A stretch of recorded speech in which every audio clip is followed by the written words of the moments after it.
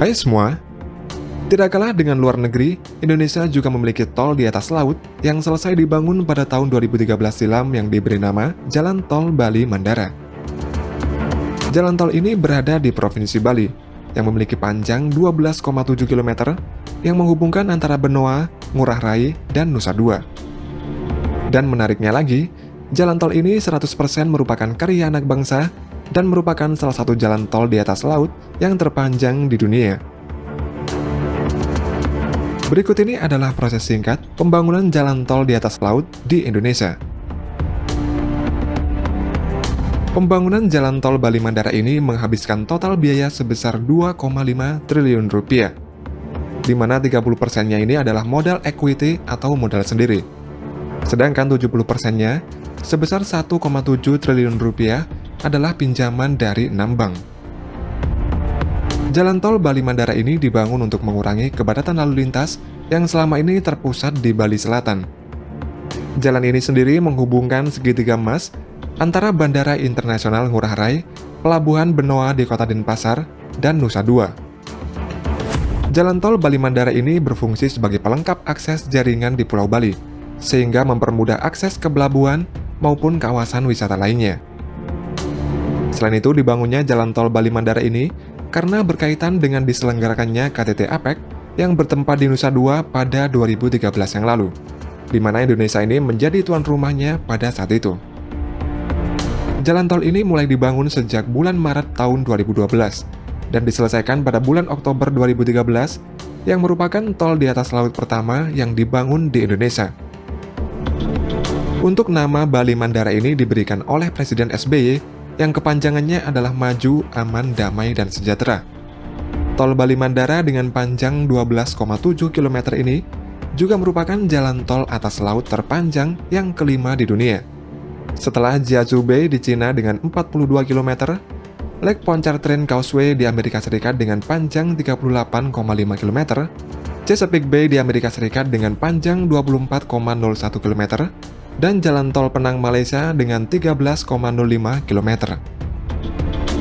Uniknya lagi, pada Jalan Tol Bali Mandara ini sendiri menjadi satu-satunya jalan tol di Indonesia yang memiliki jalur sepeda motor.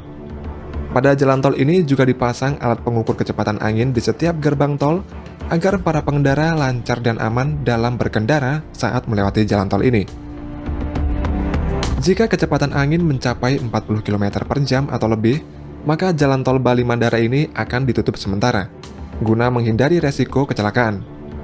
Selain itu, jalan tol Bali Mandara ini juga dilengkapi dengan CCTV 24 jam yang berfungsi untuk memantau pergerakan kendaraan jika sewaktu-waktu ada kendaraan yang mogok, serta dilengkapi juga dengan layanan derek gratis. Pada tol Bali Mandara ini juga memiliki fitur SHMS atau Structural Health Monitoring System yang berfungsi untuk mengukur landutan vertikal dan kemiringan pier struktur jembatan menggunakan sensor tiltmeter yang berjumlah 22 buah.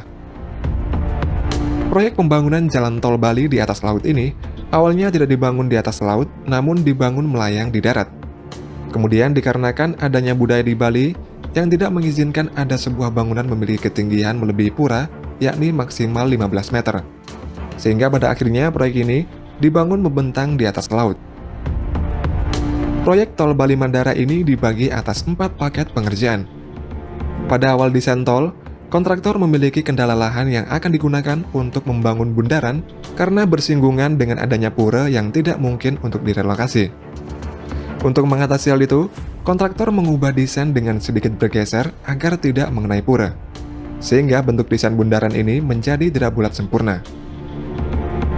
Proses pembangunan jalan tol di atas laut ini terdiri dari beberapa tahap, dan seluruh pengerjaan tahap-tahap itu dilakukan secara paralel yang dikerjakan pada waktu yang bersamaan. Sebelum pengerjaan dimulai, dilakukan dulu site installation, yaitu pekerjaan persiapan dalam pengaturan tata letak fasilitas dan sarana proyek. Pengerjaan dimulai dengan pemasangan tiang pancang yang dilakukan pada titik-titik pancang yang telah ditentukan.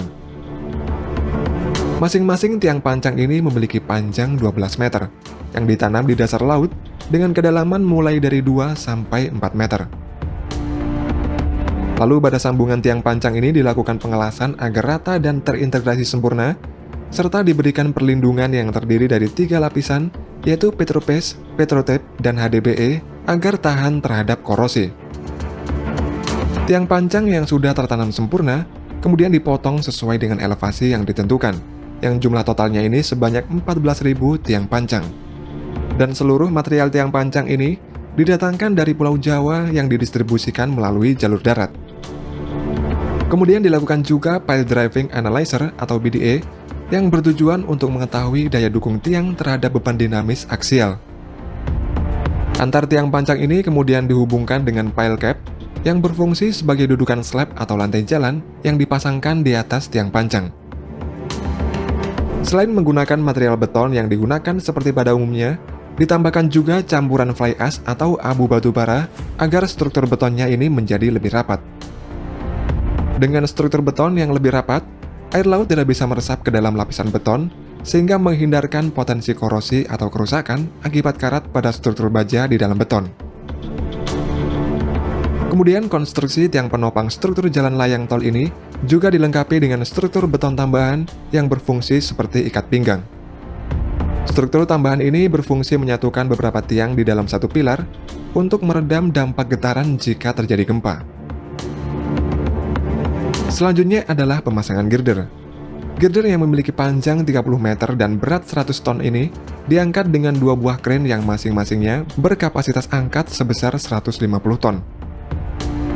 Setelah itu, pada proses pemasangan slab dilakukan dengan kren dan launcher gantry. Slab ini diproduksi sendiri dengan membangun pabrik precast di dekat lokasi yang dibawa ke titik lokasi dengan ponton. Kemudian selanjutnya adalah tahap pengaspalan jalan. Seluruh material untuk pengaspalan ini didapatkan dari Bali, sementara aspalnya sendiri berasal dari Surabaya, dan lebih dari 50.000 ton aspal digunakan untuk pengaspalan ini.